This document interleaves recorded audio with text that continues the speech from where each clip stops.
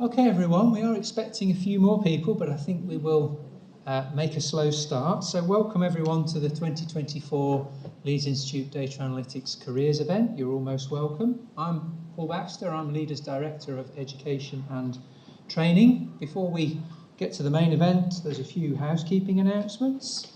So we're not expecting a fire alarm. If the fire alarm does go off, you'll see the exits here at the front. They will take you back outside.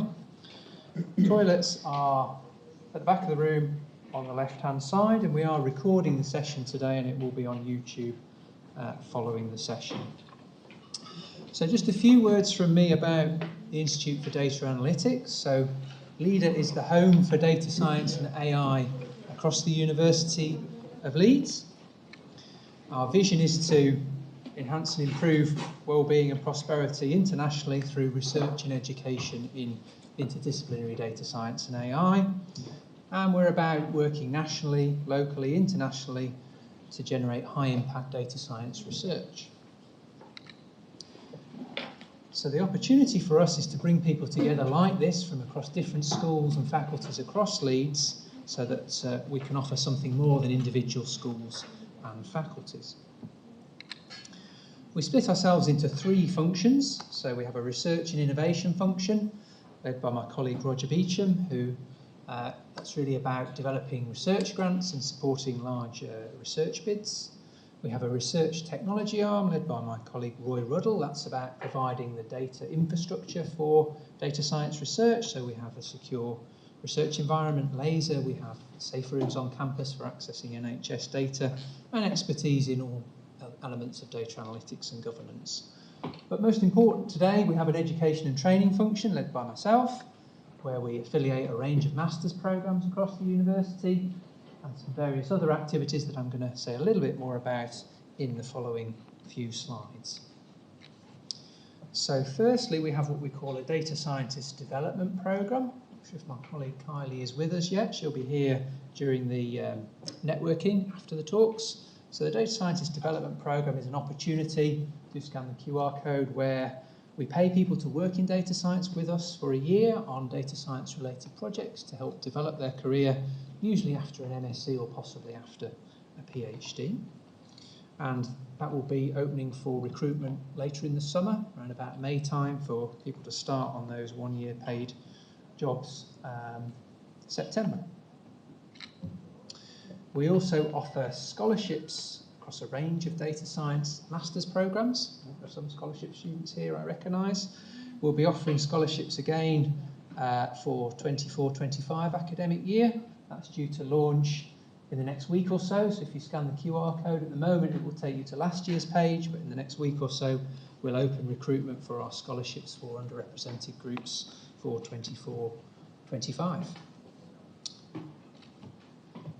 So this is our main careers event, but there are some satellite events organised by my colleague Louisa Catillas at the front here. So there are 4 follow-up events over the next few weeks. The first one tomorrow. So if you want to take a picture of that slide, if you're interested in going to any of those events, don't think you have to register, Louisa, just turn up, come along. There's a range of different talks from different sectors not represented today. And lastly, another function of LEADER is to improve data science education across the university. And we currently have a survey which we're interested in students' opinions on the education they receive in data science, how they might like it to change and evolve over future years.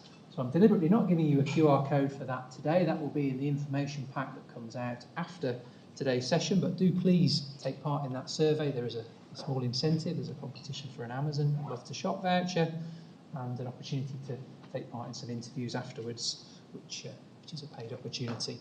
So more information about that will come in your pack after today's event. So that's enough from me. It's a great pleasure now to welcome our first set of speakers. So I'll leave Ricky to introduce the rest of the team, but this is Ricky Arnold, Head of Talent Acquisition for Visa. Ricky, over to you. Thank you.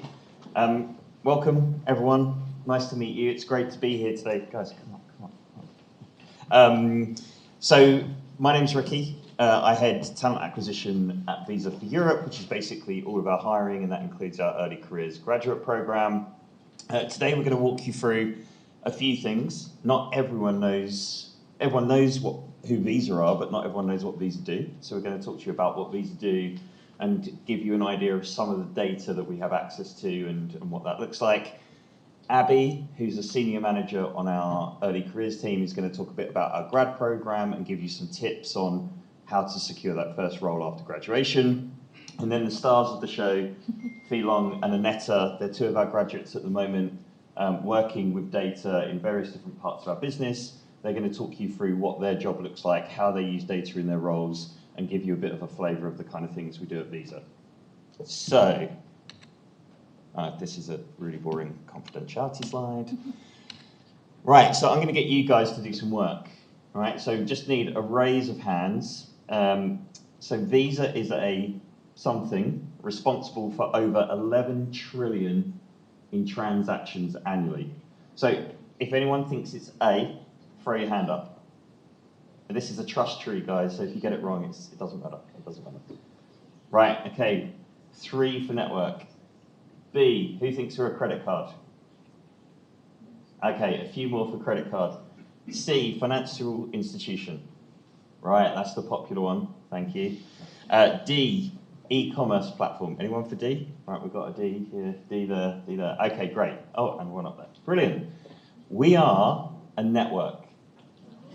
So we don't, yeah, that's what everyone, usually the credit card's the big one, right? Because it's like, oh, I see Visa, it's on my card. We don't issue any cards, right? We are a network connecting, and you'll see how many people in a minute, but we connect people, we facilitate that payment interaction.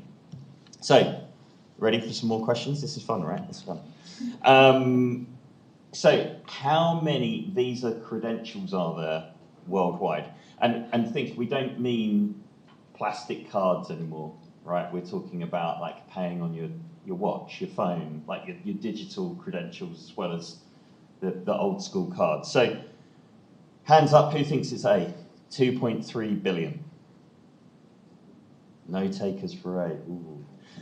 B, 3.7 billion. Any Bs? Okay, C, 4.1 billion. Right, lots of C's in the house. Right, D, 5.1. Who thinks? Okay. Anyone who said C, give yourself a high five. You got it right. Yay! Yeah.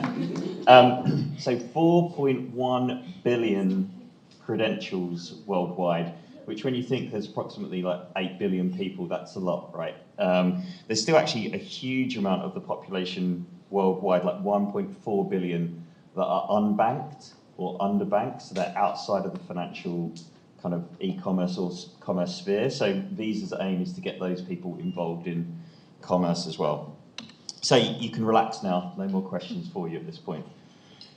But like I said, we're a network, so we connect over 200 countries, 15,000 banks and institutions, 100 million merchants, and this number's actually bigger now, but 241 billion annual payment transactions.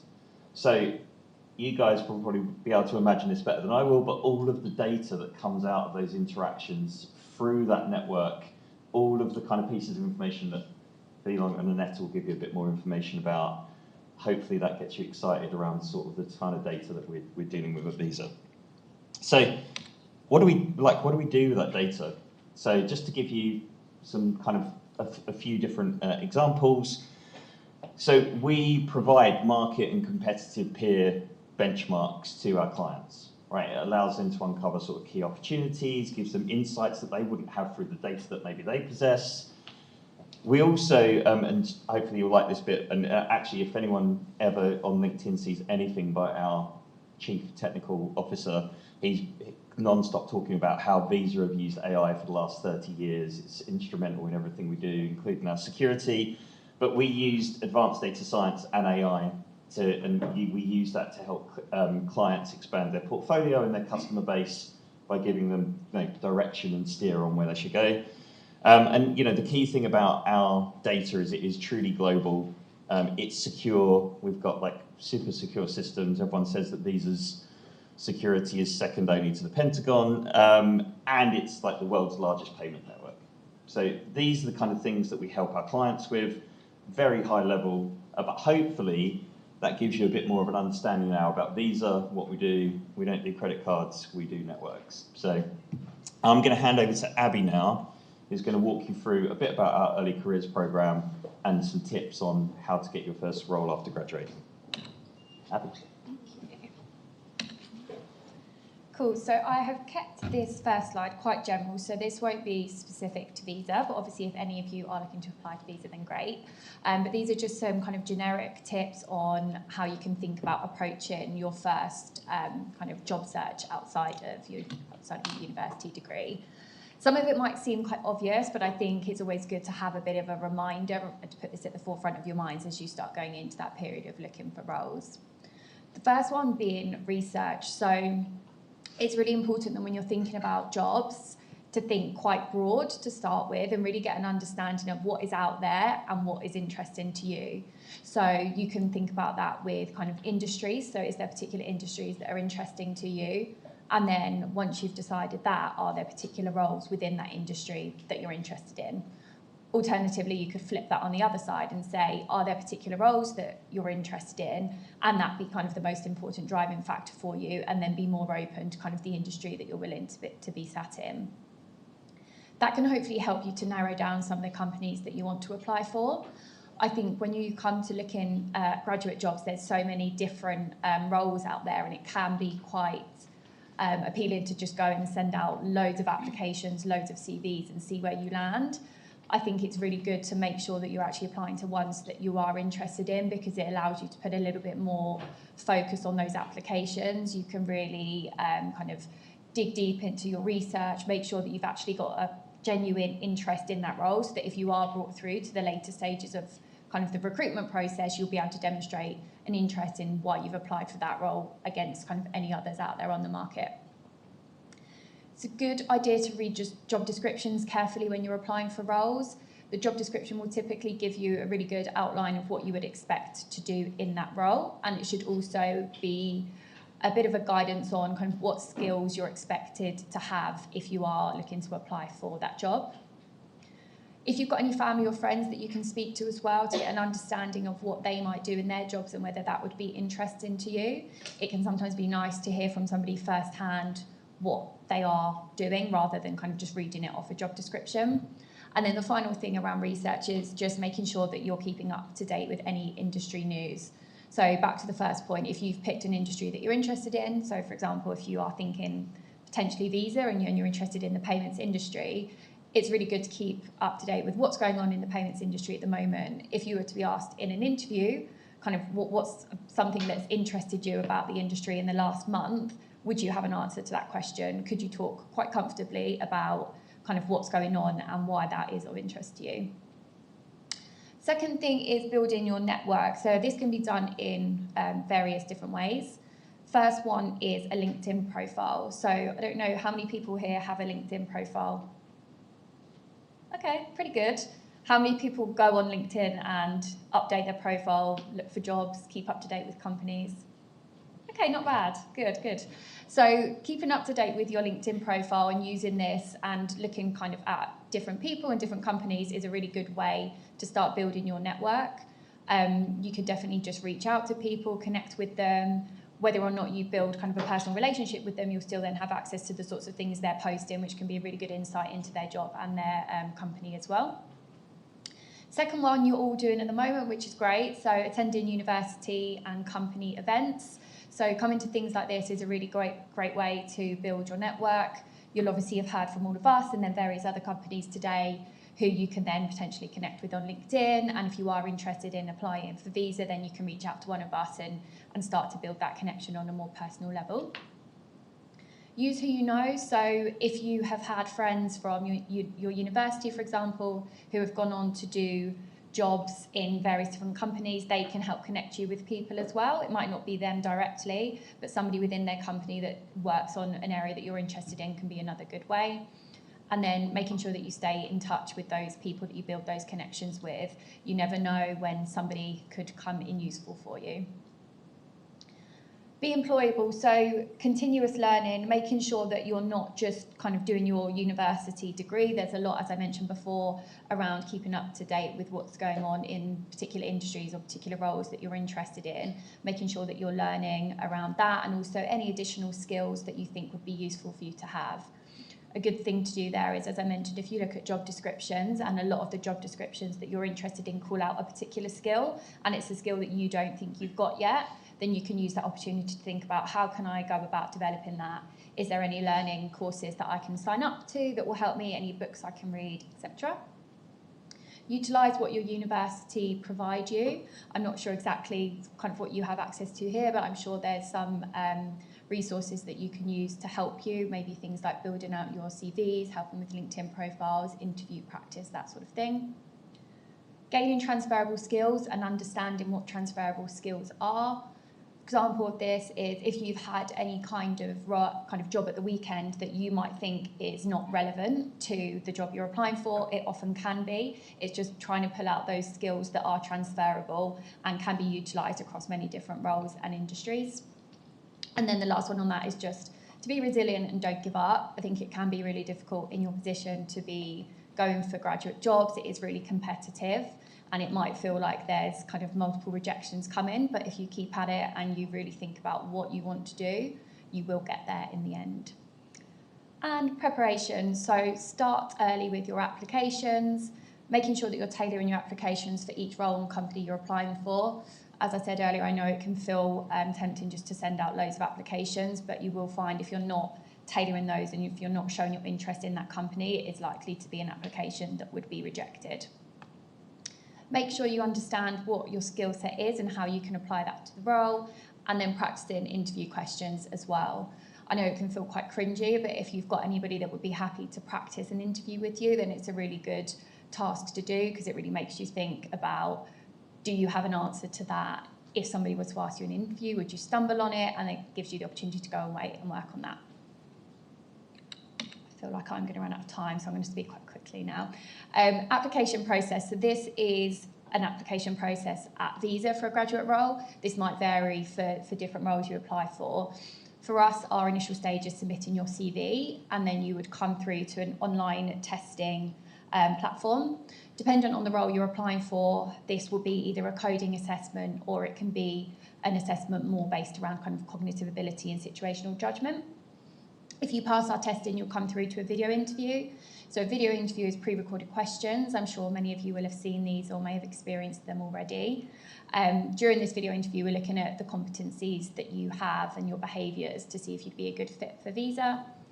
And then the final stage of our process is where you would meet people from the team that you've applied to, and you'd be invited to complete a case study and a behavioural interview. Final thing I just wanted to touch on is our graduate programme. So the way we build this is splitting it into three pillars, which is impact, growth and inclusivity. So if you were to join us on the graduate programme, you'd have the opportunity to really make an impact with the work that you're doing. So we make sure with all interns and graduates that join our company, you're not given just kind of the really basic level work that doesn't have meaning, doesn't add value to the company. You'll be working on stuff that's really going to drive results and help Visa to hit their goals and their objectives. You'll have the opportunity to make an impact in the community. So we have something called the Eco Challenge, which all of our graduates get into teams and they work on social impact and sustainability problems that they present to a group of judges, and there's a prize for that as well, which is a really great opportunity. Growth, so we have a big focus on the learning and development of our graduates. So there's lots of learning that we put on for you, and then we also have something called Visa University where you can access lots of different learning platforms with a range of different courses that you can use and build your skill set with. And then we also have the opportunity for you to get involved in lots of social networking events and I&D exposure as well. So big thing around that is our ERGs, so they are employee resource groups. So you can join those, which is a really great opportunity to meet people across the business and also focus in on a particular area of kind of diversity that might be of interest to you. So I will hand over now to Phi-Long. Okay, hi everyone.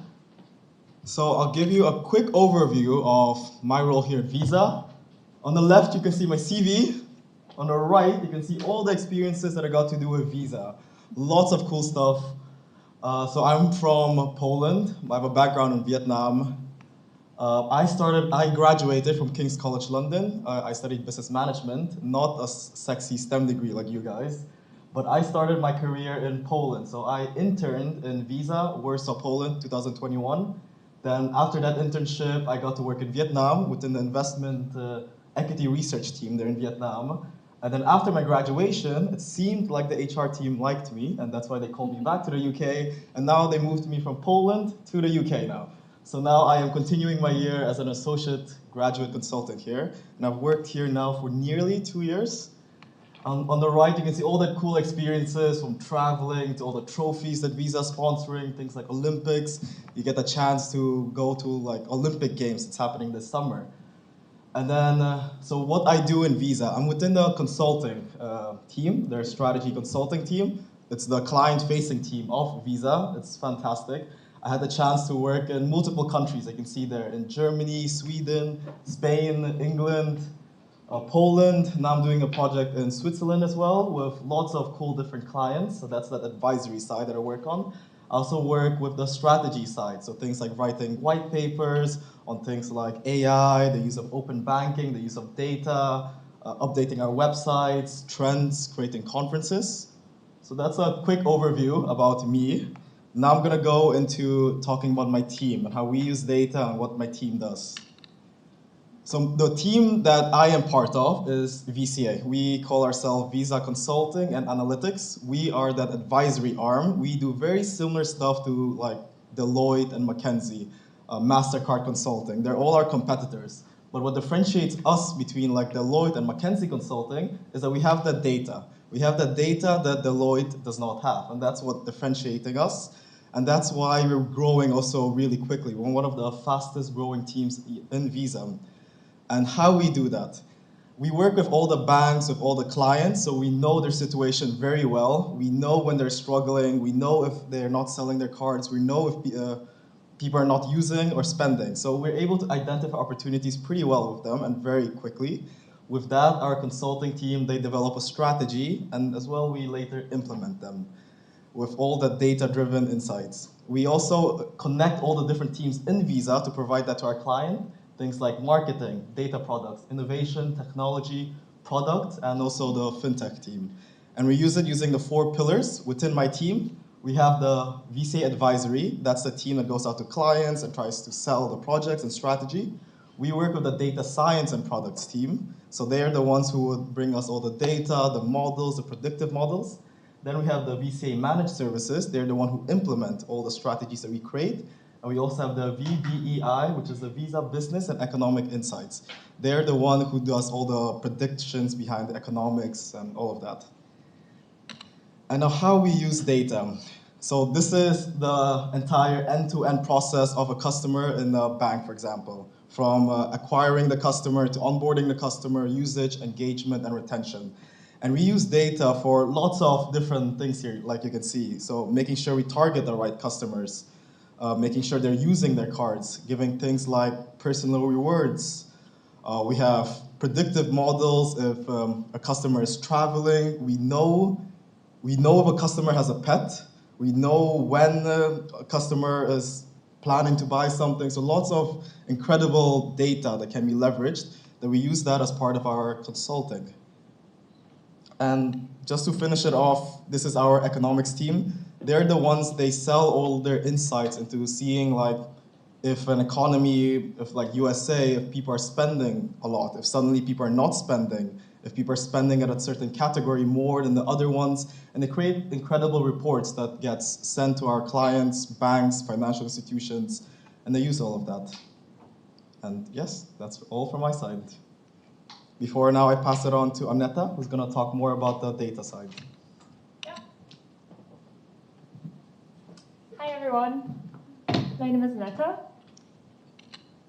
So I did an undergrad at KCL, I did maths and philosophy, 2 very abstract subjects. So at some point in my degree, when I started to look for something practical to do, I found myself at a careers event, just like this one, which put me onto a data science path. And I also did a year abroad, as you can tell, which was a great opportunity for me to find out more about data science, take out of computing modules, and develop lots of practical skills.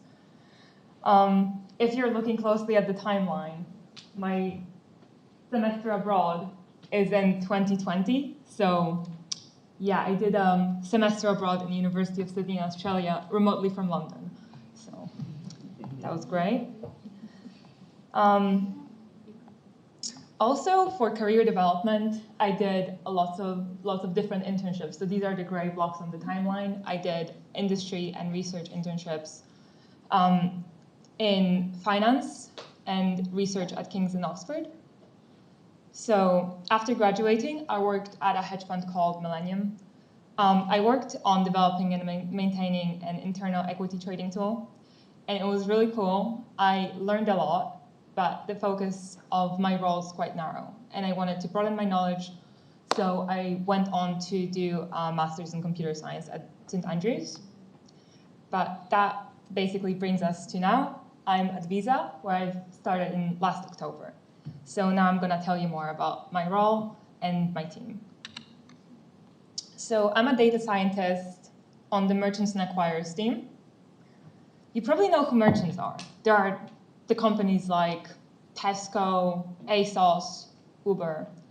Acquirers are basically banks for merchants who manage the card terminals and facilitate payments. So for example, I don't know if you've heard of Square, SumUp, Zettle. These are the examples. So my team is part of Visa Client Analytics, which Phi-Long already explained. So what projects do we work on? On the merchant side, I have worked on ride-hailing and food delivery performance reporting.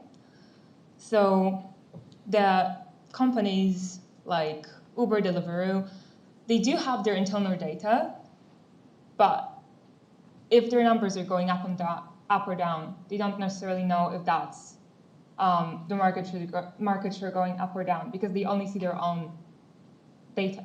But what differentiates Visa is that we can see all of the transactions made with Visa cards. So we can give insights to our clients on how well they're doing compared to their competitors, and then drive business insights on how they're going to capture more market share or how they're doing overall. On the acquirers side, I've worked on a churn analysis. So acquirers provide their services to lots of different merchants, and merchants might want to switch acquirers. And we have looked at the historical data of patterns and behaviors and built a machine learning model to inform the acquirers if a merchant is at risk at leaving. So then the acquirers have an opportunity to prevent that, maybe target them with fees reductions or give them better incentives and convince them to stay with them. So as data scientist at Visa, also, I've only been there for a couple of months. So in the light blue, I've also put some of the projects that my wider team has worked on. So for merchants, we do lots of behavioral segmentations. Phi-Long kind of mentioned already that we can infer a lot about our users from the transactions. So on the acquirers, also there's risk and fraud prediction, authorization, risk analysis, and attrition predictions. But as data scientists at Visa, we don't only work on client work. So I also had the opportunity to contribute to internal data science tools, also do some data engineering work, helping deliver data assets and prototype solutions, which is really interesting in and of itself, but also can help facilitate and accelerate future client work, which is great. And now that I told you about the project I've worked on, I'm going to tell you how we do it. So most of our projects revolve around VisaNet data. As you found out, Visa is a network, and that's our greatest asset. So most of our things start with VisaNet, maybe supplemented with some external data.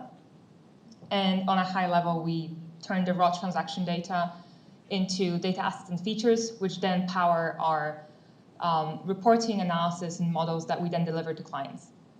And here are some of our tools. So in terms of languages, we use Python and R mostly. Our data sits on Hadoop clusters, and we interact with it using SQL and Spark. We run our code in containers, and we use Airflow for scheduling and automation. And that's basically it for me. Thank you. Now we're moving on to Asda.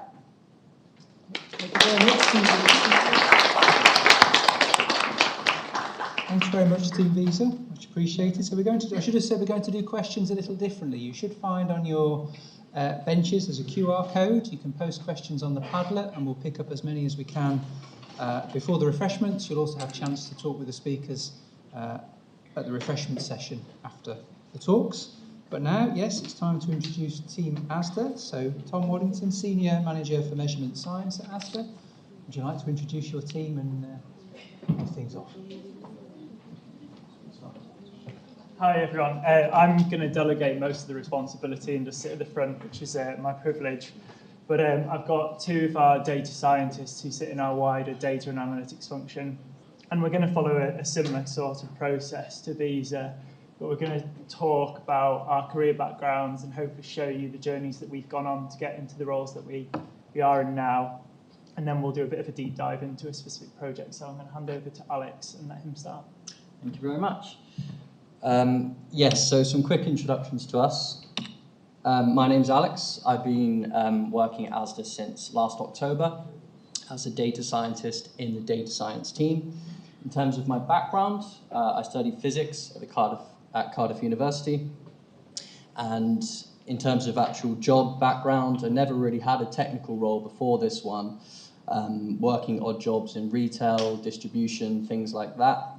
It wasn't until last June where I actually landed a job at a company called Digital Futures. And what this is essentially an academy whereby I learned the fundamentals of data science, and through doing that, landed a job at Asda where I'm actually contracted.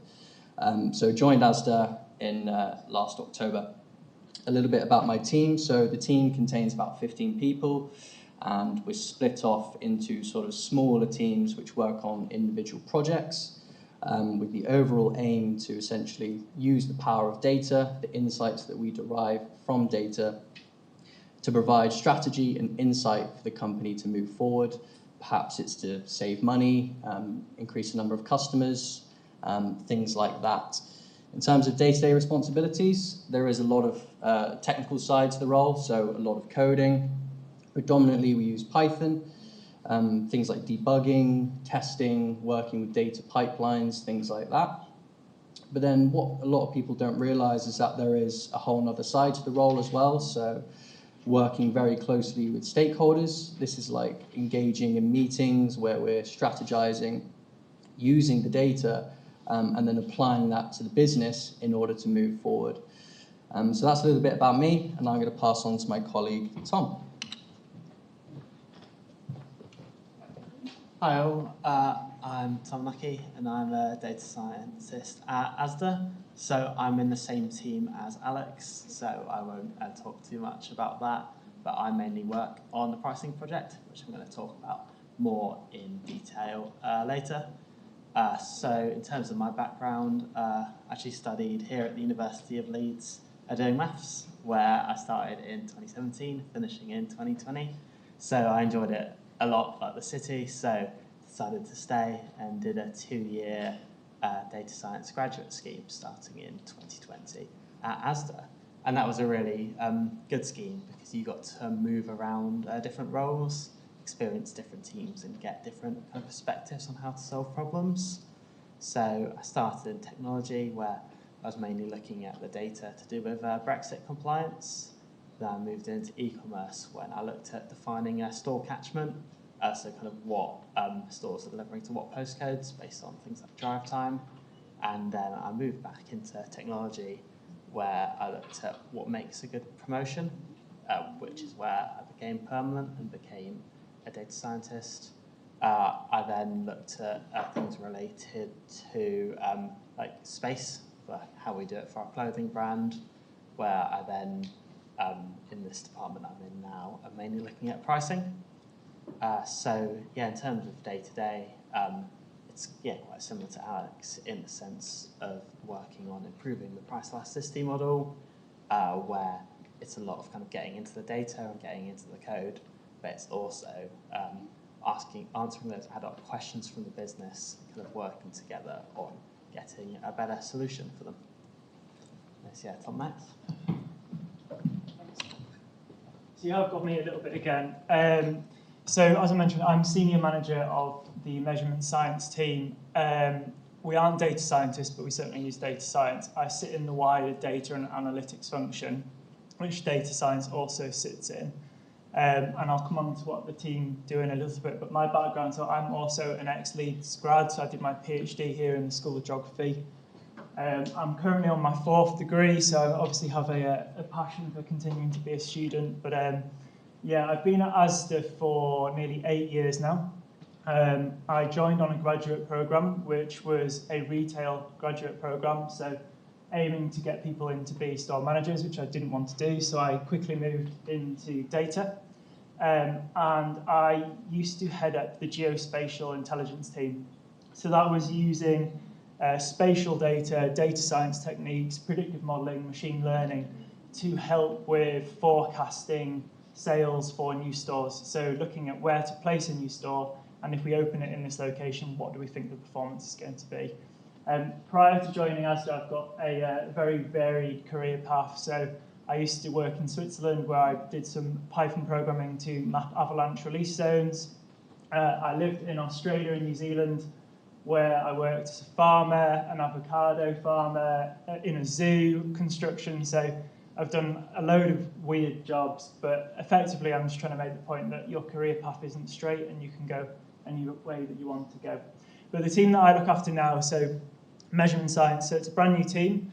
Data and analytics function in Asda is also new, so we've grown in the last year from having, I think, 100 people in that area to nearly 400. So Asda is massively investing in data. Data science and AI are absolutely on their trajectory of where they want to get to. But the measurement science team, so we are responsible for understanding the effectiveness of particular campaigns, activity, initiatives. So working with marketing, customer, retail, commercial. And when we implement a change or we're running a trial, we're there to help the business understand, has that been successful? What is the incremental benefit? What is the potential negative loss? And if we are to roll it out, what is the correct strategy for rolling it out? So it's a real mix of data, analytics, and strategy. Day-to-day, my role, unfortunately, is dealing with a lot of stakeholders and a lot of meetings, but the team that sit underneath me, I have econometrics data scientists who look at our mixed marketing model, so above-the-line marketing, and then the rest of the team, they are doing our A/B testing, so looking at pre-post analysis versus control, and then the significance findings and feeding that back to the stakeholders. So that's a little bit about me, happy to talk about that later. I'm now going to hand back to Alex, who's going to talk a little bit about his journey into Asda and the roles and the ways that you can get into us as a company. Yeah, thank you very much. So a little bit about the routes into Asda. This is just a quick slide. I basically wanted to highlight that really there is no set route into the data industry because it's such diverse and an industry that is growing so massively at the moment. If there is a time where you've applied to a grad scheme or something along those lines and you haven't been successful, just don't worry, just keep at it. There's so many different ways into the data industry. Take it from me, I spent the best part of a year applying to grad schemes, and it wasn't until I went through sort of this alternative route of going to this data academy where I learnt the fundamentals, and then through doing that secured a job with their clients, which was Asda. So basically, don't worry, there's loads of different ways, just exhaust all the avenues available to you and do as much research as possible. So a little bit about the structure at Asda in the data analytics team. So as you can see, this is sort of dummy organization chart that I put together of all the different departments and roles that are sort of interconnected within the data team at Asda. So a lot of people think that working in data is there's sort of three roles, right? You've got the data analysts, the data scientists, and the data engineers.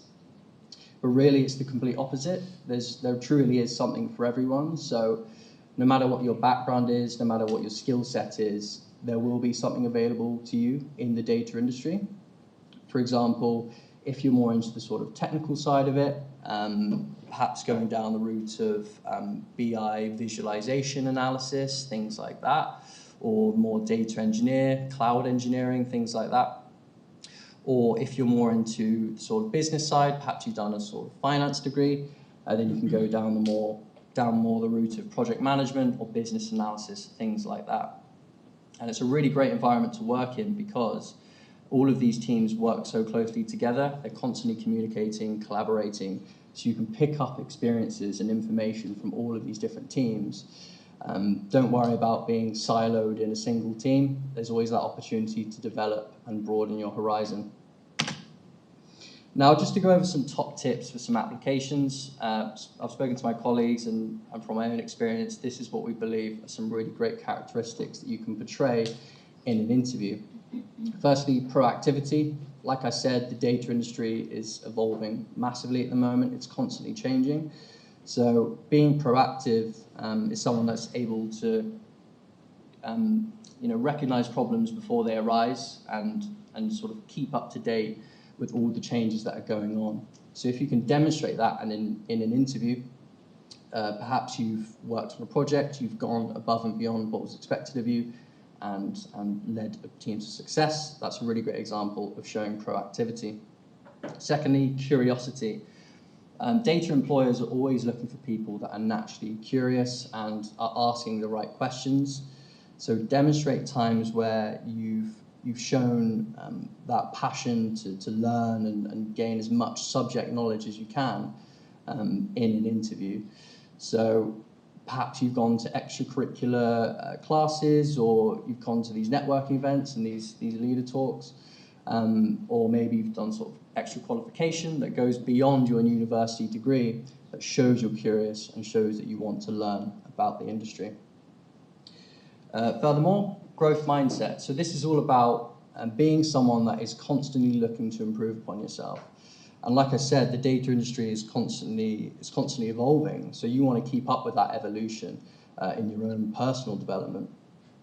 So maintain a growth mindset.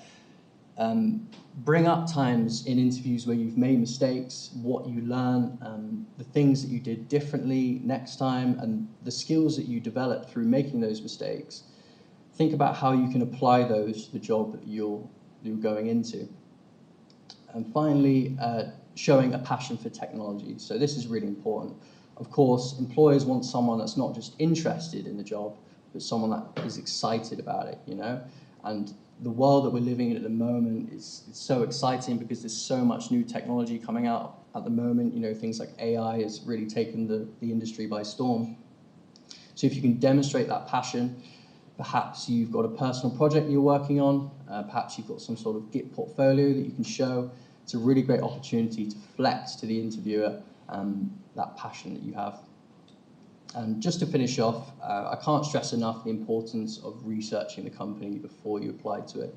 So for example, if you were applying to Asda, what were the financial statistics that we had last year, for example? What are sort of projects that we're working on at the moment? What are some projects that we've had that have failed? Reasons why those might have failed and what you might have done differently. And always keeping up to date with competitors and where that company sits in the market. And finally, ask questions in your interview. This, in some ways, is equally as important as answering questions. This is a really great opportunity to leave a lasting impression on the interviewer. If you ask a question which really captivates them, they've got no reason to not be interested in you. And finally, make sure you practice. I know this is an obvious one, but it really does get overlooked, and I'm sure you guys have gone into times where you thought, oh, I wish I'd practiced that more. I know I've certainly done it. So just put in the hours and it will pay off. So I'm now going to pass on to Tom, who's going to go over a project that we're working on at the moment. just to give you guys a bit of an insight. Oh, sorry, Tom. So I'm just going to echo some of the bits that Visa said. So I'm the hiring manager. I've been involved in hiring on Asda's graduate scheme and also 2 direct roles in my team and the wider function. And just to echo kind of what Visa have said, like, make sure you read the job description. Is it the right role for you? Have you got the relevant skills? The number of times that we get hundreds of applications and you can just tell that person has not read the job description and it's going to be an immediate rejection. So make sure you've read it and then tailor your CV to that role. When we get hundreds and hundreds of CVs, if you look at it and you can see that it has absolutely no references, no elements of your experience tailored back to that job description, it's really clear to us as hiring managers that you haven't actually engaged and you're just firing out applications. So make sure you tailor it. I know it takes time, but it's really important and it does make a difference. On CVs, again, for me, if I go onto that CV and it's all in different formatting, all in different fonts, that doesn't tell me that you've got attention for detail. I'm going to reject that straight away because I've got hundreds to go through. And so it's really important that you make that first impression really well. Alex has spoken about, learn about the company. I have had so many interviews where I've asked, tell me what you know about Asda, and it's an instant freeze.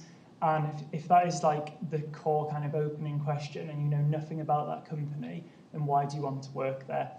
Equally, make sure you know your job you're interviewing for. Again, I've had people where I've interviewed and asked, why do you want this role? And they've asked me to remind them what role they've applied for. Not a great impression, so get that right. Last tip, when I was a student here at Leeds, the Careers Centre, I hope they still do this, they have access to example online tests, so your psychometric, numerical tests for grad schemes. They have free access to that, so you can practice doing those applications. When you're going through a grad programme, you know the sorts of questions and the templates that they do. So I used it. It was really successful for me in getting onto my grad scheme at Asda. Make sure you use it. But yeah, we're going to hand over to Tom now, and he's going to take you through one of the data science projects that he's been working on.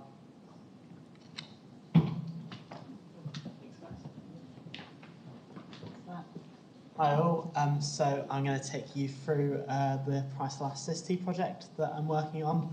So I'm going to start by talking about why pricing matters, talk a bit about the method we use, show some examples, and then talk about how we actually kind of implement this in the business, working with the stakeholders.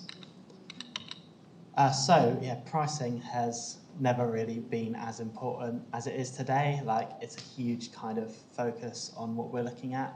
And the grocery market is way more saturated than ever, with loads more competitors, like especially Aldi and Lidl. So the price is so important to customers, including like the perceived price as like the price that you see on like the labels. People don't really know what it's going to be until they go. So having that great price brand is so important for Asda.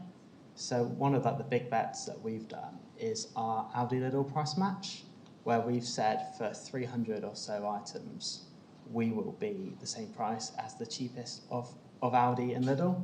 So this has got loads of great media attention for us, which has really kind of helped our price brand. Another really important thing is companies such as Which, who do kind of like basket analysis. So ensuring you've got good prices for those core items can mean you've got a great reputation amongst the other supermarkets. Just to give a bit more context about what price elasticity is. We look at how changing the price affects the units sold of a product. So if you, where price elasticity is always negative, so that means that price has got like negative correlation with your units sold, because it doesn't make any sense to increase price, then it will get more people buying it. So if it's got that small magnitude of price elasticity, then that means that if you change the price, it won't really change people's shopping habits. But if you've got the big magnitude, then that could affect it quite a lot. So we would want to affect kind of any discounts we're doing we'd want to do it on that large elasticity items. So in terms of how our model works, so we first do the data prep, where we combine all of our huge range of data sources and kind of get it all prepared and tidied up. Then we do the elasticity calculation to get that raw elasticity value for each item. In this, we're running lots of different models at the same time, so we can then look at the one that gets the best result. We then do our adjustment. So we could, for example, have weird values, so things that are positive or like really kind of low, which isn't realistic and could be for many reasons, such as just not having enough data for our product. So then we would adjust it so it's got a more sensible value.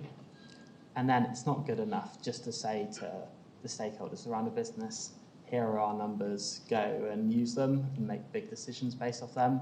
So we internally and externally around a business do analysis on this and create a visualizations just so we can understand these results and know that they're good. And yeah, this is how this is the equation that we work it on, where we use logs, where log units equals A, which is the coefficient, times log price plus B, where A is what we take for elasticity. So imagine that you're in an Asda supermarket and you really like Pringles, and they're normally £2.25, where you're like, it's quite expensive, I won't get it, like it's not worth it. But then if you see it as £1.50, then you are a lot more likely to buy it and see, that's a great deal, let's go for it. That's a kind of example of Asda getting kind of bonus sales based off promotional activity. Whilst on the other hand, if you put a discount onto milk, then no one would really be like, yes, get in, I'm going to buy loads more milk, unless there's some huge milk fans here. So yeah, this is why elasticity matters, and we can we generate these by plotting how the units sold and price kind of interact with each other, where each of those dots is a per day value, where we can see that Pringles has got a lot higher elasticity than milk, meaning that we predict that when we put a price reduction on it, then people will it will impact people a lot more, and hopefully we can get more profit out of that.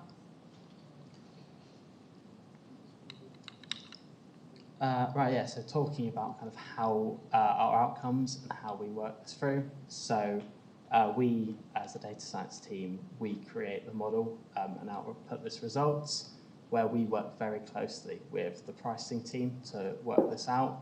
And it's good to work together rather than silos, so that we can kind of work together to discuss how the model could work well, like what they'll want, and then they can kind of give us ideas of what sense checks we can do.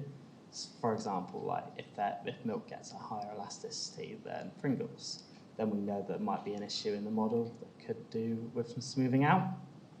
So it's a bit of an iterative process between us and the pricing teams, where we give them something and they ask us to look at something else so we can kind of improve the model.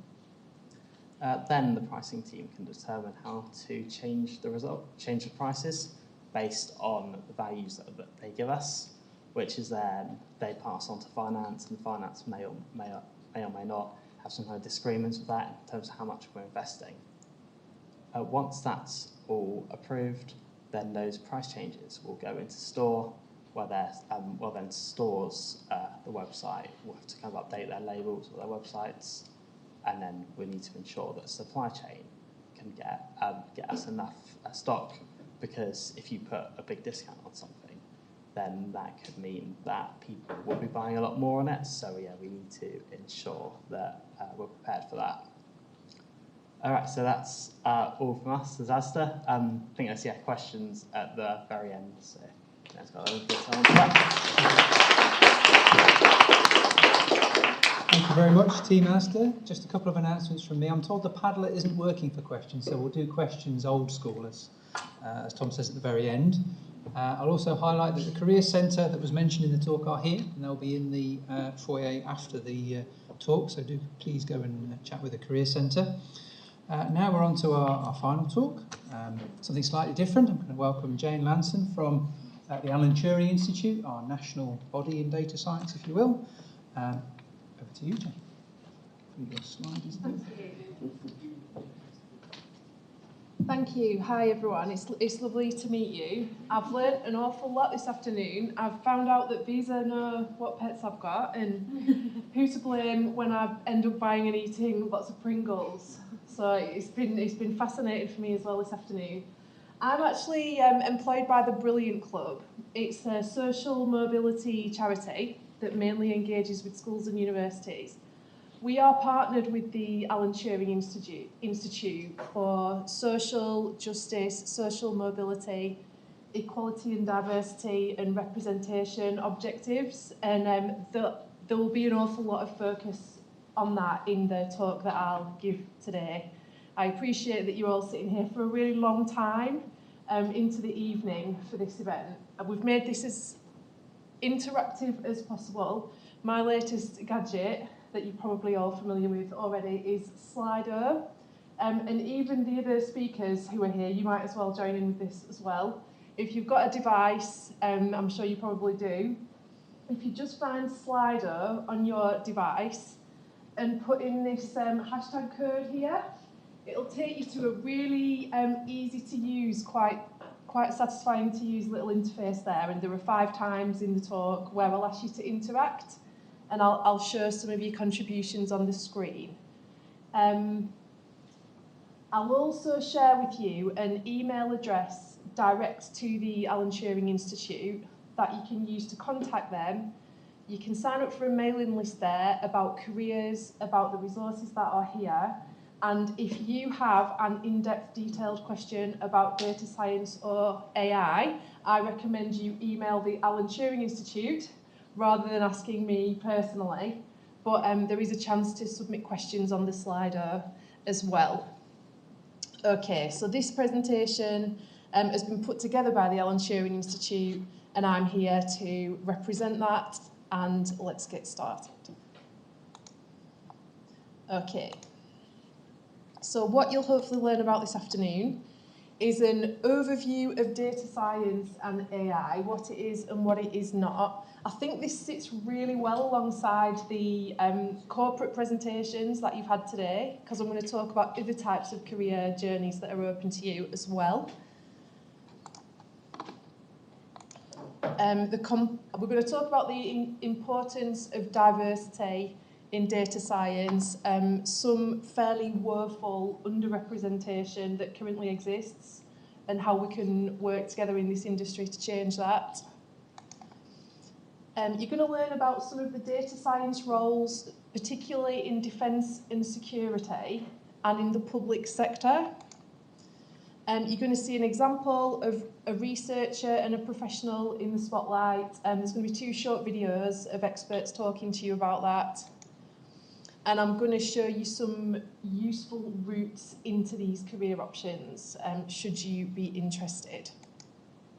Okay, let's try out the first Slido and see how good I am at swapping around what is displayed on the screen. The first Slido question is for you to just have a bit of a brain dump of what you already know about data science or AI, or what your impressions are of that career already. I'll give you a few moments for that one, and it is going to make a word cloud for us. There it goes. Keep those coming, a few more, thank you. Brill. Okay. There's your word cloud. Insights, algorithm, deepfake, interesting. Great. Creating value from rubbish. It's got to be worthwhile, hasn't it? Okay, brilliant. Thank you. A few more Slidos, a few more chances for Slidos as we go on.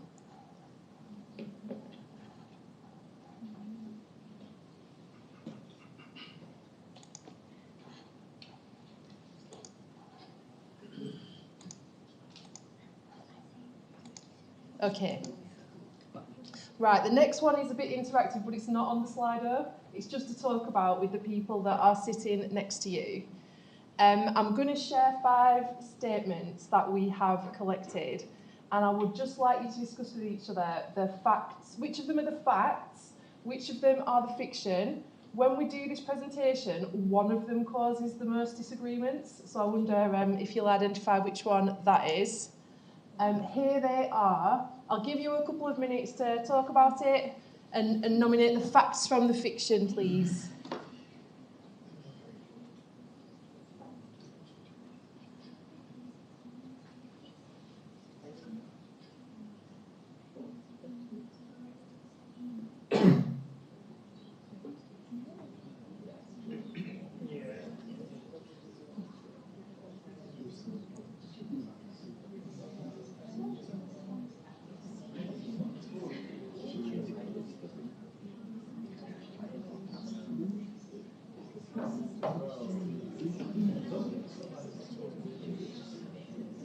Okay.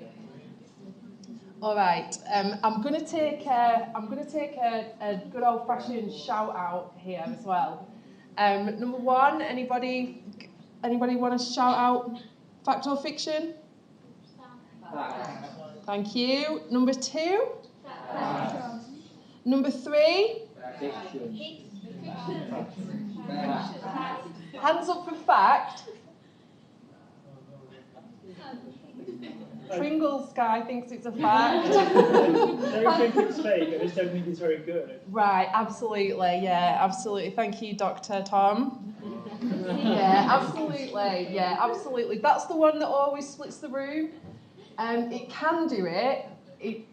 I don't think we believe it is good at it. Absolutely, yeah, absolutely. All right, number 4. Thank you. And number 5. Absolutely, great. Okay, thank you. All right.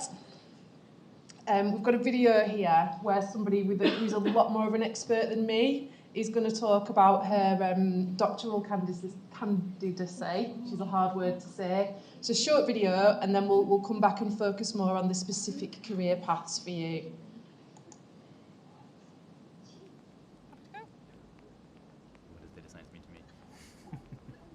Oh, it's really quiet. Excuse me.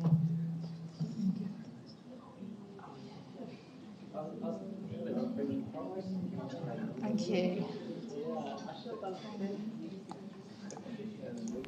Happy to go? What does data science mean to me? Thanks, you can hear it now. Well, okay, that's a good question. So, data science for me is the training of machines to learn from data.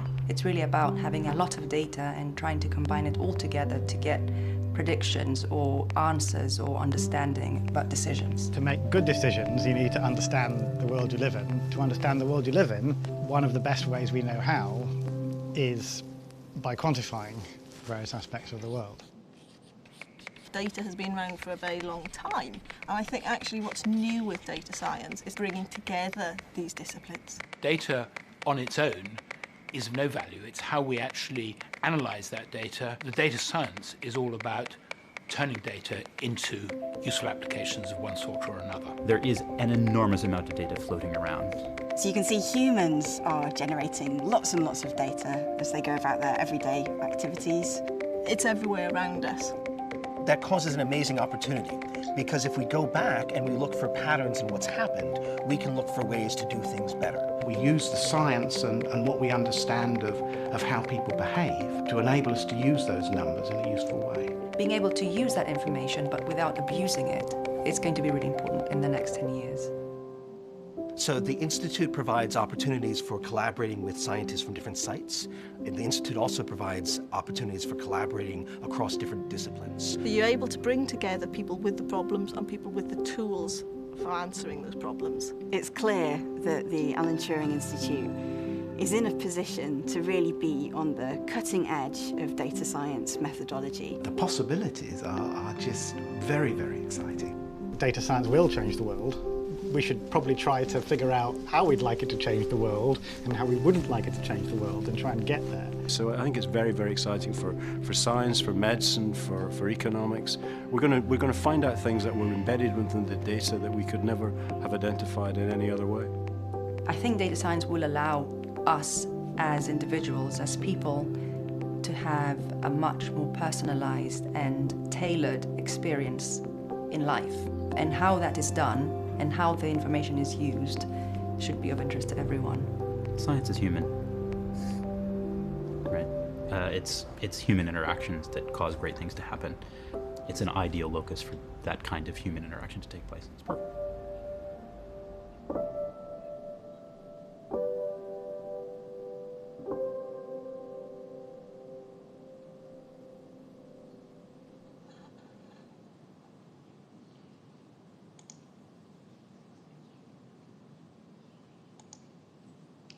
Thanks. So for the next part, we've got another interactive activity for this one. So as the videos talked about, and as we've already talked about today, data science and AI exist in all of our day-to-day lives already. You may recognise some, if not all, of the pictures and logos displayed on the board that represent AI contexts. I would be interested in if anybody was sort of brave enough to pick out an example and talk about how that particular company or how that particular application of AI uses it. Or we can all relate to Netflix predicting us a few more embarrassing reality TVs than we might care to admit. Something that I've been particularly interested in is the application of AI in healthcare. I went to the Leeds breast cancer care screening clinic, which is an incredible service in this city, and was really interested to find out about AI being used to scan thousands and thousands of mammograms being collected from thousands of women.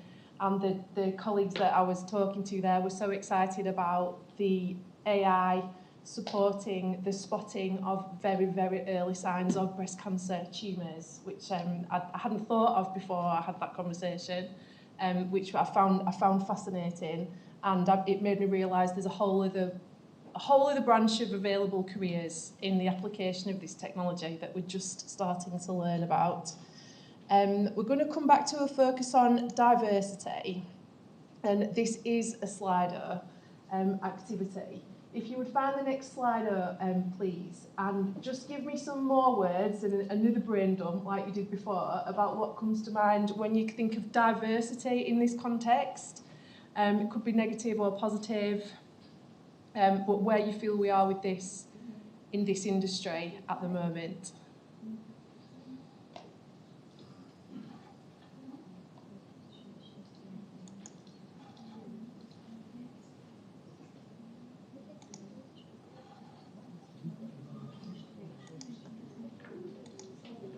I think I needed to click it on for you then. I think I just did the necessary click.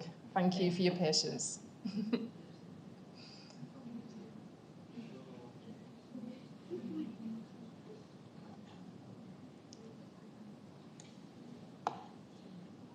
Great stuff, thank you. Here they come.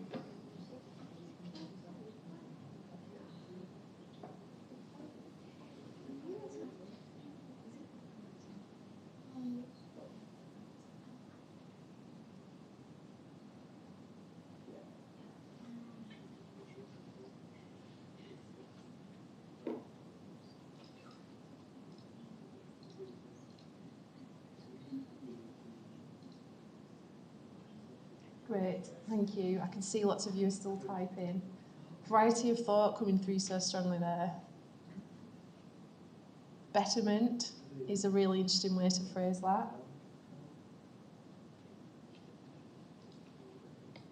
Thank you.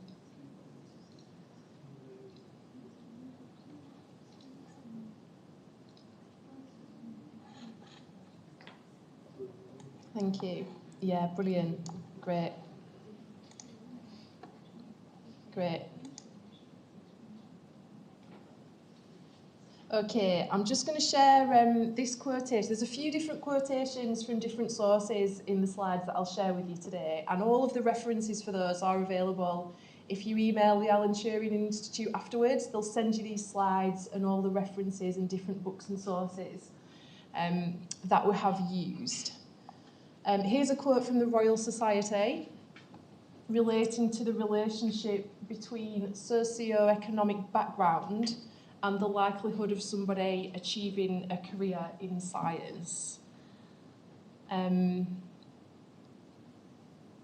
Unfortunately, unsurprisingly, there's a strong correlation between the lower somebody's socio-economic start in life, the lower their chances of being represented in the science industries. The charity that I work for predominantly, the Brilliant Club actually, is we're working with pupils from 8 to 18 to work with them as early as possible to start to address that gap.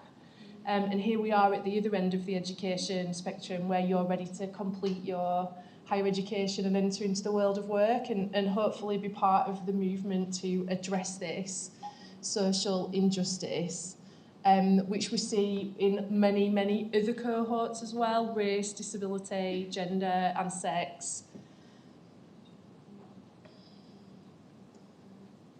The Alan Turing Institute's most recent research, we found that 20% of AI and data professional workforce was women, and that was 18% across the world, which is a paltry representation really when women are 50% or slightly more than 50% actually of the global population. This data is a little bit old, but it's from 2019. The Guardian reported that 2.5% of Google's workforce was black, 2.5%, and that has risen in the time since 2001. It's risen to just 6.2. That's Google, 6.2%. And data on other groups such as trans workforce and other gender minorities, we don't even have that data at the moment. It's not even being collected. Okay, so another one for you to think about is some myths that the Alan Turing Institute are working hard to bust.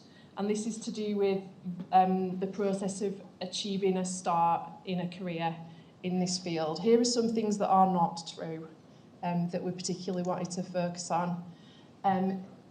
You can work at a big name firm like Visa, as we've learned about today. You don't have to.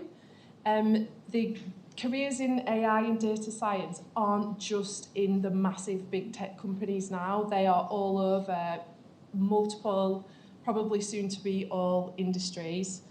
You can use your skill, well we know that, don't we, from the Pringles, the real life things that are very much part of our tangible daily lives. This work is so relevant now.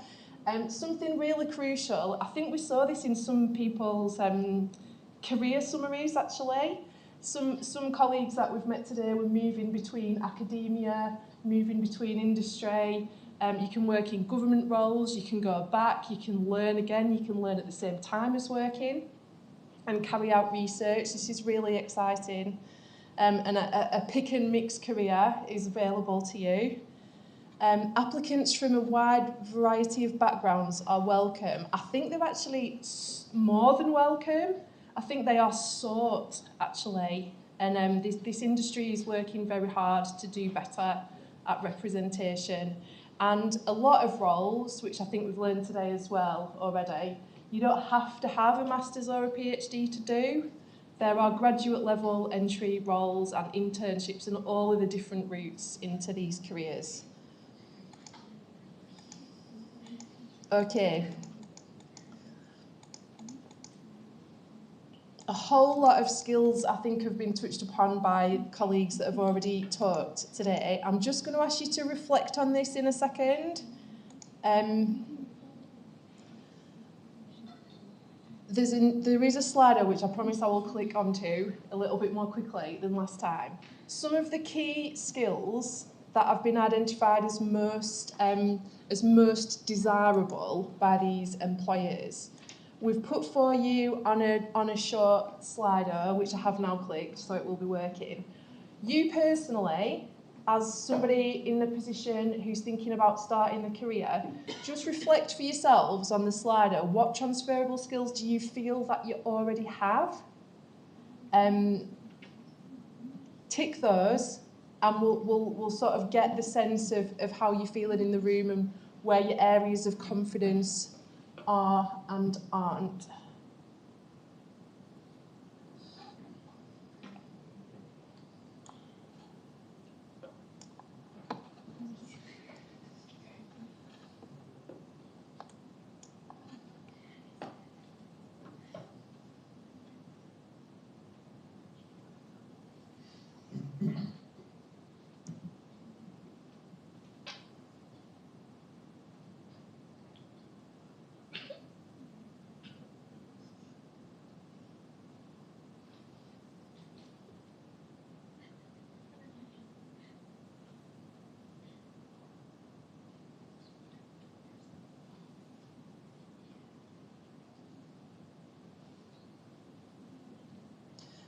I should add as well, the answers that you give us in the slider, we anonymously, but we feed back to the Alan Turing Institute to help inform them planning events like this and planning support for career starters and planning support to support diversity and inclusion.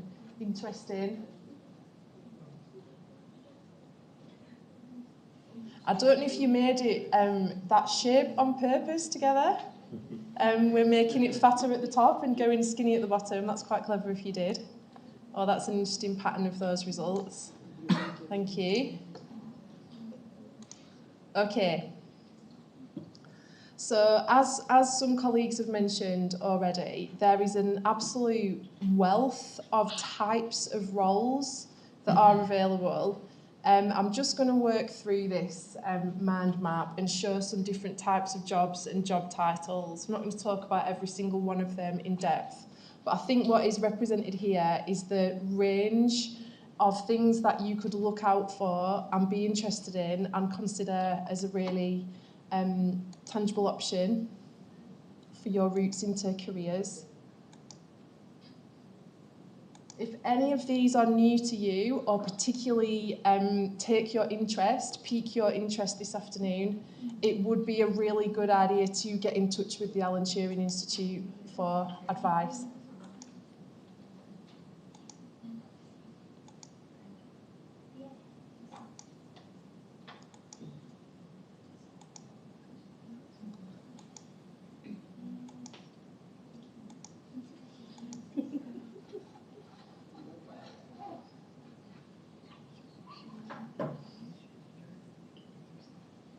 Okay. All right. So I'm going to talk about some more specific employers now and actual routes and actual job roles that you might consider. If you choose a career in this industry, you will have a huge choice of employers. I'm mostly going to highlight defence, security, government, public sector and research this afternoon. The next few slides will take us through examples of relevant employers, work benefits and the routes into those careers. And we're going to continue with the diversity theme and discuss that a little bit more as well as we go through. You'll see the Ministry of Defence here. You'll see the Security Service, also known as MI5, MI6, GCHQ. DSTL, an executive agency at the Ministry of Defence, and if defence and security isn't particularly of interest to you or isn't relevant to you, there are lots of other civil roles available as well. The Office for National Statistics is the UK's largest producer of independent statistics. The UK Health Security Agency, the National Crime Agency, options are extensive.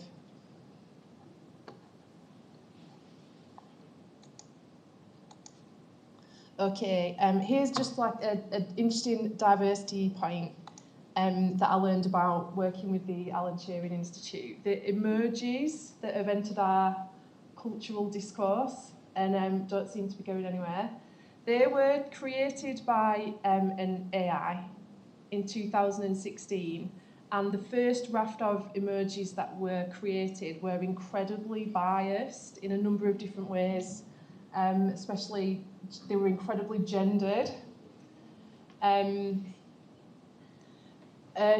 Unicode developed a new code to generate next generations of emojis to represent society better, but that is just such an in your face example of how poor diversity in this industry can have such a big impact on something that affects how we communicate and on our culture. This little interesting morsel that I've shared there, it's from a book called Invisible Women by Caroline Criado Perez. It's a brilliant book. It's really, really interesting to read, and it will be in the references, in the resources, if you follow up by signing up with the Alan Turing Institute, and you can do that in the evaluation at the end, which I've got a QR code for you. This is just emojis, right? But just think for a moment about the other and more serious impacts of having such a problem with limited diversity in this industry.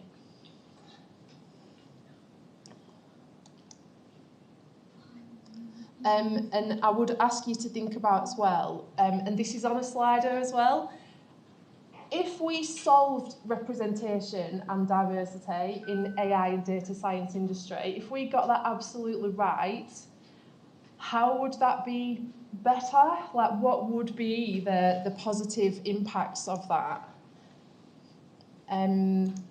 This is the last slider now, please.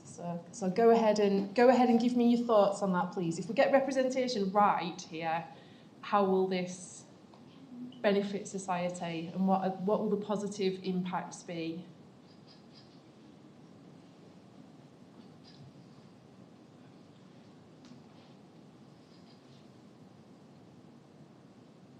I'm not going to show you everyone else's answers straight away this time. I want to give you a bit more chance to think independently.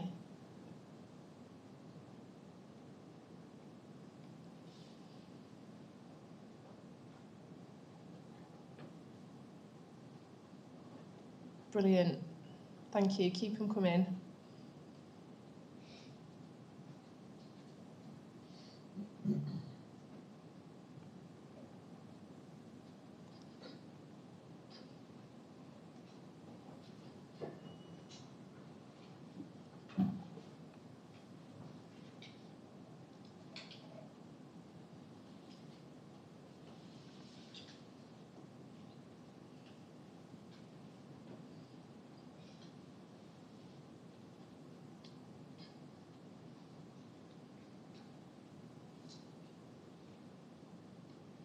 Great stuff. You're doing absolutely heaps of these. I'll start to share with you what it is finding. So there at the top, it's starting to count some popular words that you're using. I'll have to scroll here because you've done so many. I'll start at the bottom.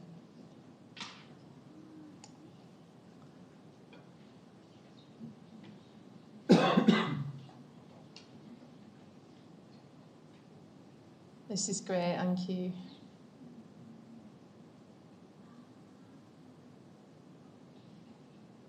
More innovation and better growth is a really good economic point, actually, as well. I do believe there would be positive economic impacts here. Social reform, increased effectiveness. Yeah, this really interesting point about facial recognition AI is actually one of the examples that I'm going to talk to you about in a minute. Somebody's seen my slides. I already knew about that, of course. Reducing representation bias, absolutely. Thank you. Yeah, that's absolutely great. Thank you for your responses there. Okay. Okay, so here are a few more specifics on defence and security careers with the UK intelligence agencies. Some different employer suggestions there for you to look at, and some of the benefits of working at those employers.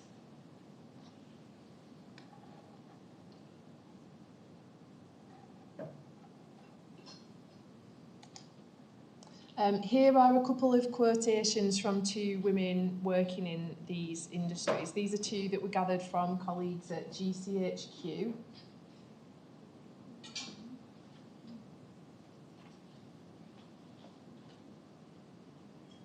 It's just short insight there into their experiences at work.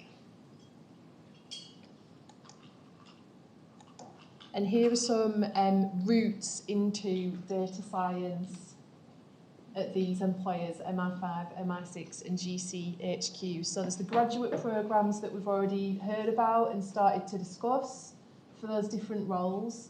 There are internships and placements that you can do while studying or for a taster or alongside other things that you're doing to start to build your career, and graduate roles with being employed directly after higher education. If you sign up with the Alan Turing Institute mailing list, they have got some direct links for you to click through to actually access and apply for these opportunities, if you so wish, or to find out more. Some roles here are only open to British citizens, or people with there's a residency requirement for some of these roles. I do want to mention, and I think it is important that people understand, it's a really small proportion of those roles, actually, and we shouldn't presume that because those roles are at those employers that will apply. It's definitely worth finding out and checking, and it's fairly unlikely to be a limitation. Okay, this one is a short video again. I'm going to have to come out of here and go into a browser for it. Jasmine's talking about Intelligence and Data Analyst Programme. Just give me a second. I hope this one will be nice and loud for you straight away.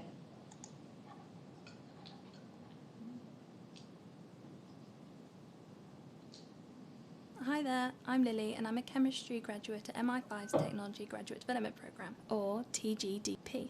Let me tell you, I never thought that I could do something like this. But while at uni, I realised I didn't really want to have a chemistry-focused career. I started looking for jobs where I could use the core skills I picked up doing my degree, but in a totally different way.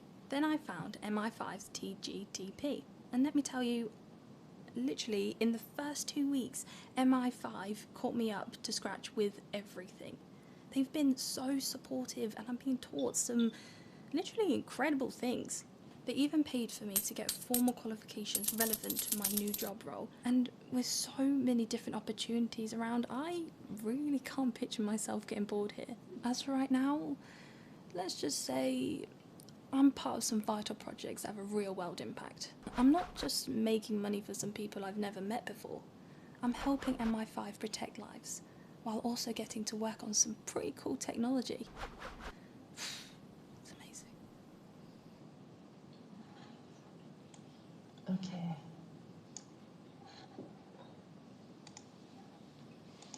Okay, so we are nearly at the end of the presentation. I'm just going to bring us back to the diversity focus with a few more interesting things about the relevance of that one. Women, and this is current data, women are 47% more likely to be seriously injured in a car accident, and it is because of the shape and the height of the seatbelt technology that is in our cars. It was designed for male bodies, and it is also still the case that doses of medication and research around the effectiveness and the safety of medication is not as good for women because the majority of research historically and still currently is done on male bodies. And that's how the doses of our medicines are calculated. It isn't good enough. I don't feel like that's good enough for me and for others. So another interesting one there. This is one of the other interesting examples from Invisible Women by Caroline Criado Perez. That's another one from there, which we recommend. Other careers that I'm going to share with you, these career options just keep coming today, don't they? You're going to be overwhelmed by your choices. Here are some research career options. The Alan Turing Institute that I'm representing today is an employer in this industry. Large defence and security research, collaborative with defence and security organisations and international work. Centre for Emerging Technology and Security is another example. That's an independent research institute. It's got a reputation for being a good payer as an employer, and it has a really strong ethos around inclusion and flexible working. Really interesting ones for you to look into. Public sector careers, especially for those of you who are particularly interested in work with an altruistic social purpose or jobs to contribute to society. The NHS, Data Science Campus, and as we mentioned before, the Office for National Statistics are big employers that will develop you in their roles.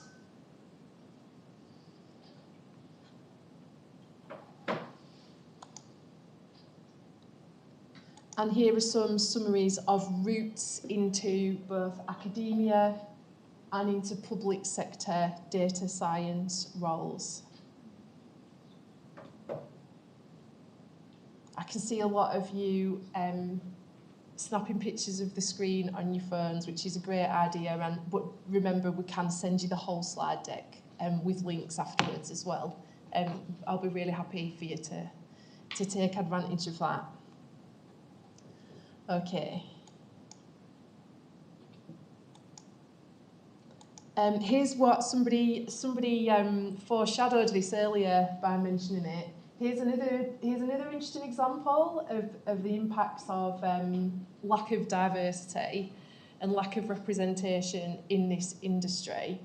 There was a really fascinating study was published that looked at 4 different facial recognition AI machines, and a huge number of faces, images of faces, were grouped into lighter skinned females, lighter skinned males, darker skinned females, and darker skinned males. And the technology was so much worse working on the darker skin female faces. It had a 34% error rate with that group, more than a third. Again, fascinating, and something that we're all working hard to change by improving representation in these careers.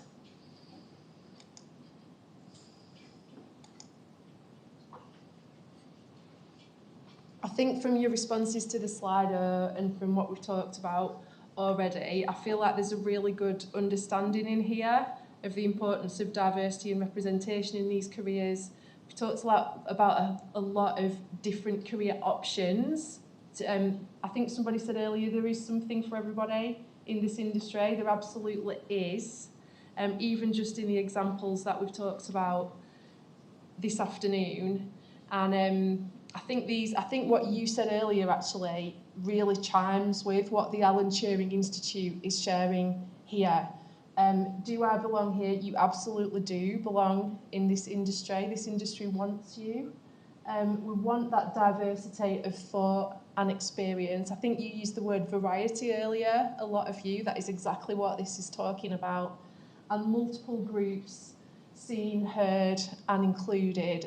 This is absolutely crucial. I think this is really important in all industries actually, but we are starting from behind some other industries in terms of addressing this. That is very close to the end, and thank you so much for your attention and for taking part. That QR code there, if you would be so kind to snap that, it's a very, very quick form to fill in to evaluate the session. The email address that I've put at the bottom is where you can ask a specific question of the Alan Turing Institute about anything from today, anything from my presentation today, or something that you've thought of that you would like to know.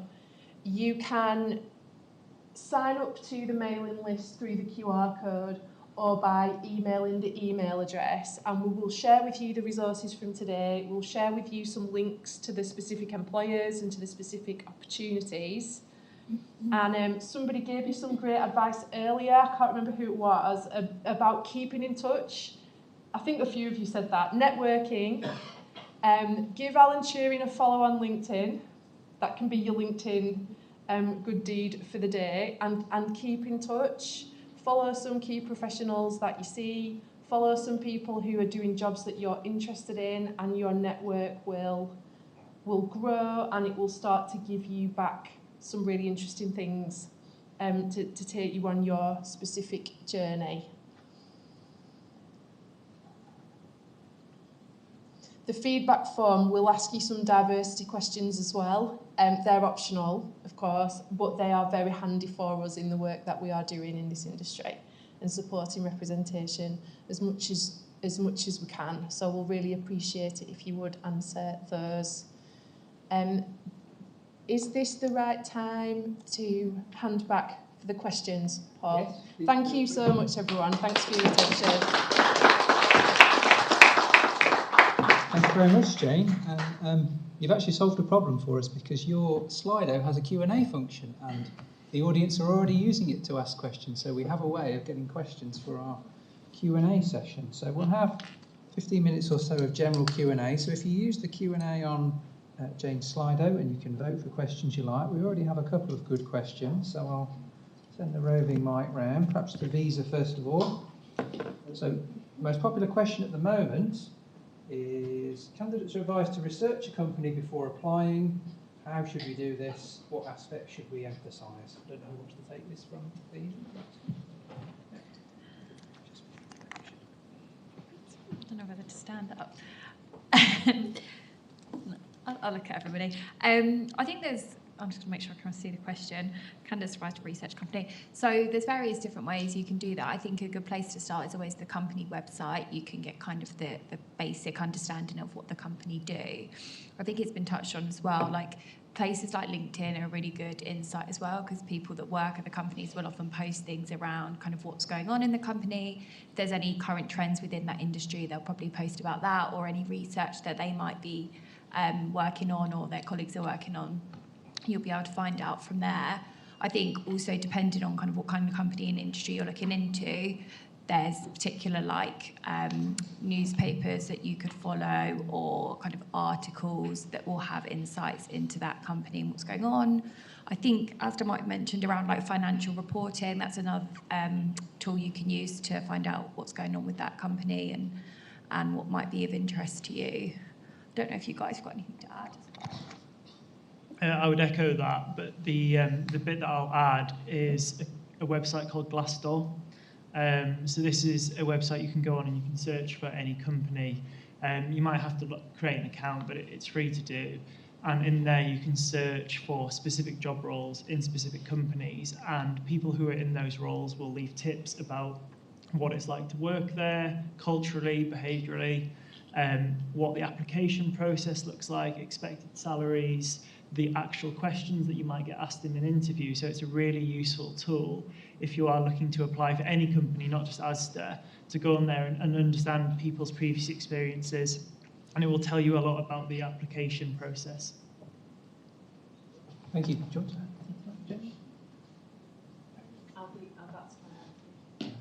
Okay, so we'll go for another question. Second most popular. How does recession in the UK affect the job opportunities for fresh graduates? and experienced professionals looking for a career switch. Any thoughts on the Big impact of topic. recession? It does make it harder. Companies are looking for ways to save money, and one of those routes is through salary and roles. But particularly in data, Asda is an example, but I know lots of employers, that is a growing sector, and companies are starting to realise that they need to invest in it.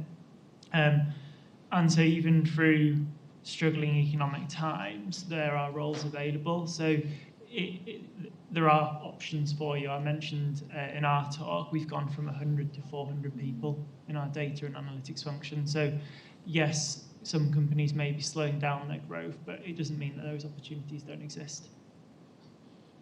Just add from a visa perspective, the teams that both Phi and Aneta sit in, VCA, we have grown our graduate and intern recruitment kind of the past couple of years. So from last year, we've added additional heads, and the year before as if it 100% increase in the number of grads and interns that we were hiring into that space. So I think although there is, lots going on economically, I think for us it's not affecting our internal grad recruitment. It's actually kind of the opposite, especially within this industry. So nothing to be concerned about from our side. Oh. Yeah, echo that, but what I would say, and Abbie kind of touched on this earlier, is that you will see, whilst Asda, Visa are recruiting more, there will be inevitably less jobs. So to Abbie's point around focusing really tightly on a few roles or a handful of roles that you want to go for, and thinking about what your unique skills and strengths are, because employers more and more, it's not just about what degree you have, but it's about you as a person, what you can bring to the organisation. So there are roles out there, you just really need to focus and make sure that when you get that opportunity, you're really putting across your best self to the employer. Well, one more tip I can give all of you, which I think is pretty important. It is tough to get a job in the UK. It's hard to get a job even more in London. I think it's one of the hardest in the world because you have everyone applying. You have people from the US applying, you have Indians, Singaporeans, everyone is applying to London, so it is tough. So in an event that you cannot find a role in the UK, there's always options to go back to your home country, apply there, and then potentially relocate. A lot of big companies, it's pretty easy to relocate internally between countries. So that's also an option that you could look at. Thank you, and I think that's probably segued into the next question, which was specific advice for international students who may or may not have experience. Anything specific for those international students wanting to secure a role? Oh, you mentioned this, Jane. Do you want to come in on that? Yes. Thank you. Thank you. So this isn't specifically for international students. I think it's a little bit more on the topic of the previous question about employment opportunities. But something that I think you should all be aware of and that you should all consider is computer science and the kinds of skills that we've been talking about today are in huge demand and are in terribly short supply in education and in teaching. And with the knowledge, with the qualifications, with the degrees and postgrad qualifications that you all have, it isn't really on the topic of this afternoon, but I do think it is relevant to you all that you should know that you would be so valued if you made a bit of a different decision and went into education, primary teaching, secondary teaching, further education, all those careers in academia. The demand for this is absolutely huge. So sorry, Paul, I don't know if that's exactly on the topic, but I think it's important. I think it's important to say that there are actually probably whole other sectors that would welcome you with open arms. So never feel limited. And back to the point about being an international student, teaching and education careers in the UK absolutely are open to you. And back to that topic of representation, we absolutely want a diverse workforce in other sectors as well. So stay open-minded about that. Any other thoughts on the international recruitment from Visa or Asda? Yeah, specific advice for international students who may or may not have relevant experience. So I've recently grown my team, and I hired from Leeds an international student. She had just finished a master's. I don't know all of the details, but the government has made a lot of effort to create visas, so when you come out of education, they can use them. And this has absolutely no impact on my decision to hire that individual. I don't see it as a blocker. So you being an international student doesn't really come into it from my perspective. If you're right for that role, then as an employer, we're going to hire you. But absolutely, you should be looking at what the options are as a student coming out of university in the UK, because there are visas available that you can get that we as an employer are able to then use to bring you into our workforce.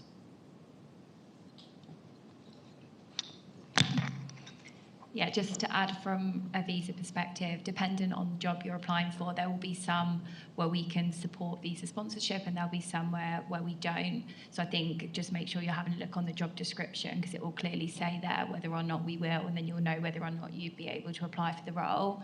I think if you do have the relevant right to work in the location, then we won't look into the fact on kind of whether you're international and given a preference or not a preference over that. It would then just be based on whether or not you could do the job and what you would bring to the role. I think on the experience piece, it's probably relevant whether you're an international student or not an international student.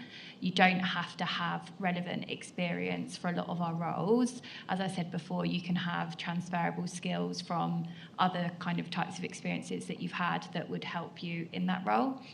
And I think especially if you're looking at our internships and the grad programs as well, we wouldn't expect people to have loads of experience, because you're coming in kind of as an entry-level role and you'll be given a lot of training and development opportunities when you join.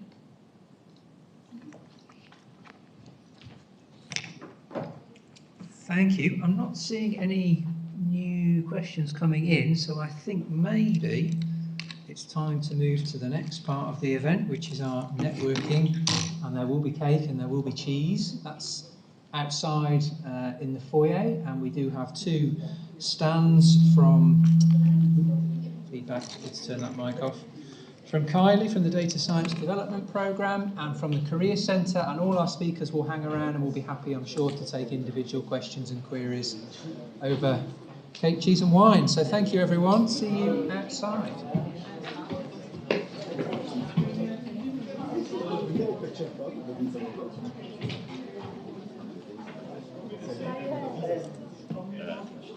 Click back through the slides if you want a picture, yeah?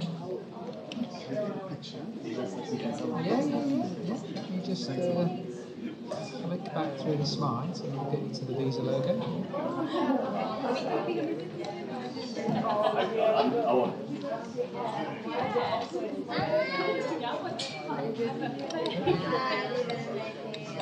I guess which slide would you prefer? This is okay for you. I'll take it.